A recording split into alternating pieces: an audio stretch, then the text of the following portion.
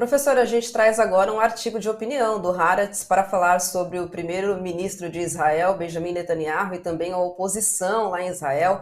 O artigo de opinião tem como manchete: toda a oposição de Israel deve renunciar agora, segundo o texto, a 56 membros da oposição, e se boa parte renunciasse neste momento, descrito nesse texto como um momento chave, seria algo devastador para o governo liderado por Netanyahu. Professor, esse caminho é possível?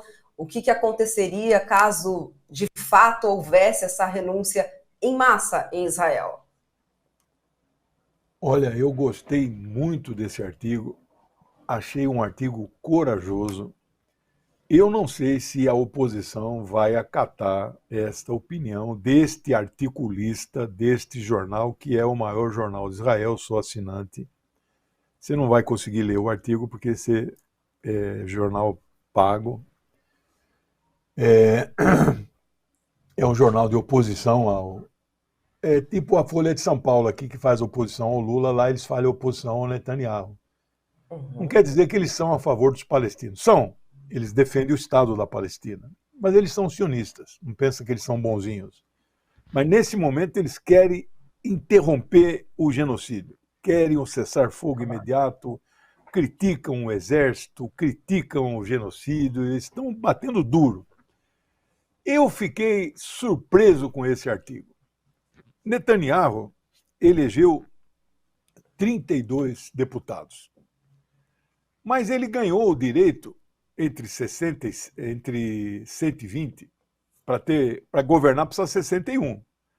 Quem elege 32 não fez maioria, mas ele ganha o direito de formar o governo, fazer composição, fazer conchavo, oferecer ministério, e tanto que ele arrumou 32 mais... Ele arrumou mais 34? Não, ele tem 67. Então ele arrumou 32 mais 30 para 67, arrumou mais 35 de outros 3 partidos. Você veja só, fazendo um parênteses, na França, a esquerda fez maioria, mas não formou governo, não tem maioria de 289. O Macron se recusa a indicar um membro, né, para ele formar o governo. É assim que funciona. Não tem 50% mais um, mas tem que indicar um membro dessa coligação para ele tentar formar a maioria. O Macron se recusa, é um golpista.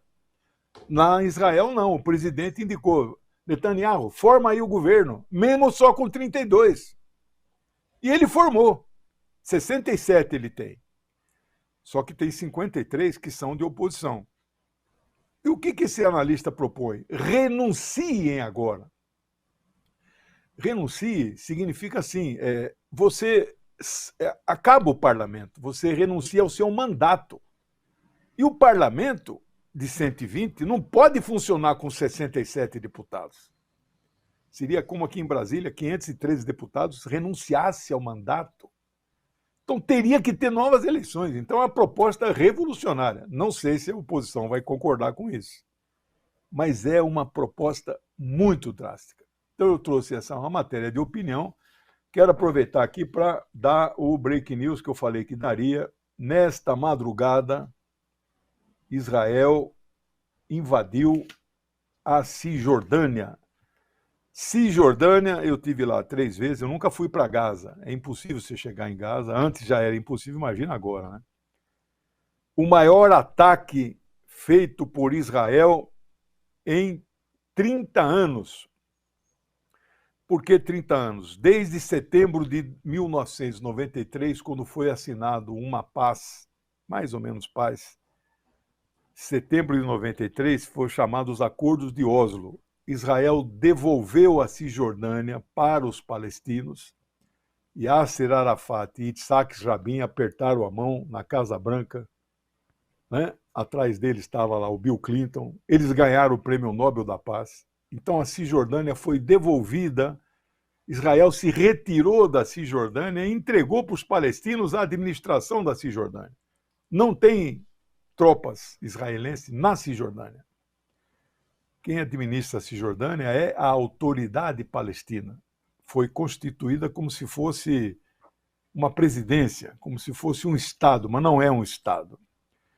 Esta madrugada, Israel invadiu a Palestina com tanques e blindados, matou 11 pessoas e feriu 8, e atacou um dos campos de refugiados, não é mais barraca de lona, porque são campos de refugiados de 1948, já são casas de alvenaria. A cidade de Jenin. E lá, então, eles ocuparam este acampamento, que é o maior foco hoje de oposição a Israel. O Hamas tem gente também na Cisjordânia, não pensa que o Hamas só tem gente lá na faixa de Gaza. Então, Israel agora ocupa uma parcela também da Cisjordânia e amplia a guerra contra os palestinos. Isso cala a boca de todos aqueles que ainda têm ilusão com os Estados Unidos, que toda hora vem a público e fala: o cessar-fogo está cada vez mais próximo. Não está próximo, pessoal. Não acreditem. Netanyahu não quer o cessar-fogo, e nós estamos falando isso aqui faz muito tempo. Ele quer a guerra, ele precisa da guerra. Se a guerra para, ele cai imediatamente.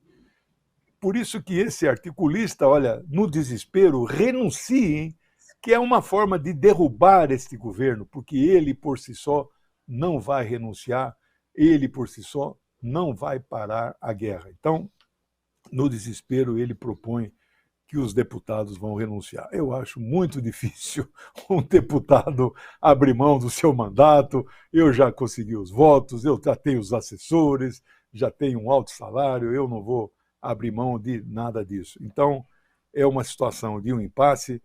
Os Estados Unidos não sabem o que fazem, ninguém controla essa figura e, infelizmente, daqui até, de fato, 5 de novembro, não sei se alguma coisa vai ser alterada. Então, talvez ele acabe sendo, a proposta dele de levar essa guerra até as eleições, talvez acabe prevalecendo.